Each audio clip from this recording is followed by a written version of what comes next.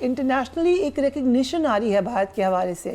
بھارت کے اندر سوال ہو رہا ہے کہ اس پوری پاکستان کے ساتھ لڑائی میں انٹرنیشنل ورلڈ کدھر تھی؟ جو ایک بھارت میں تاثر تھا کہ پاکستان کو ہم علیحدہ کر دیں گے، وہ خود سیکلوڈڈ نظر آئے. کیا اس میں جوہری پروگرام بھی ایک اہم ریزن ہے؟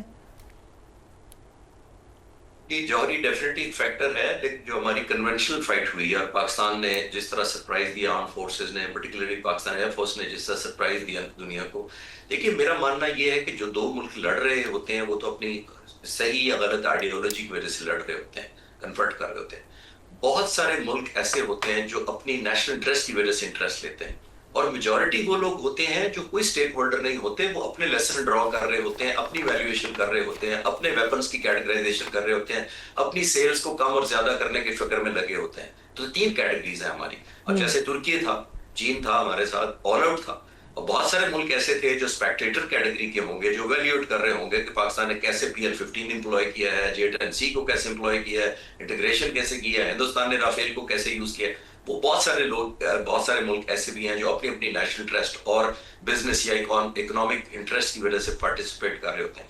اس میں کوئی شک نہیں ہے کہ پاکستان نے نیوکلیئر ایلیمنٹ کی وجہ سے بہت ایک ایلیمنٹ تھا، تبھی امریکہ کے وائس پریزیڈنٹ نے اور پریزیڈنٹ نے کچھ دن پہلے کہا تھا کہ یہ ریلیونٹ ہے، یہ تو لڑتے رہتے ہیں، تو میرا خیال ہے خود ہی ٹھیک ہو جائیں گے، ان کا ہزاروں سال کے جھگڑے ہیں.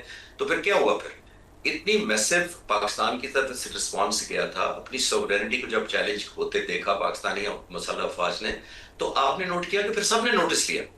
جس کا مطلب یہ ہے کہ ہندوستان شاید یہ چاہتا تھا کہ وہ اپنے نقطہ نظر سے پاکستان کو پنشمنٹ دے کے، جو ان کے فارن منسٹر نے کہا تو ہم نے تو ان کو انٹیمیٹ کر دیا تھا کہ ہم ٹیررسٹ ہائیڈ آؤٹ کے پیچھے آئیں گے، پتہ نہیں یہ فوج ہمارے مقابلے میں، یہ ایئر فورس ہمارے مقابلے میں کیوں آ گئی ہے. تو آئی ڈونٹ نو، وہ کوئی ڈس انٹیگریٹڈ دنیا کا سب سے ملک کوئی ہو، سیریا بھی ہو، وہ بھی اسی طرح شاید رسپونڈ، وہ سمجھ رہے ہوں گے اس طرح کا کوئی رسپانس آئے گا. دے فورگاٹ کہ ہم نیوکلیئر اسٹیٹ ہیں، دے فورگاٹ کہ ہماری بھی ایک بہت بڑی اسٹینڈنگ آرمی بھی ہے، air force top of the line best new technologies کو ہم 19 انڈکشنز کر چکے ہیں پچھلے 5 سالوں کے اندر.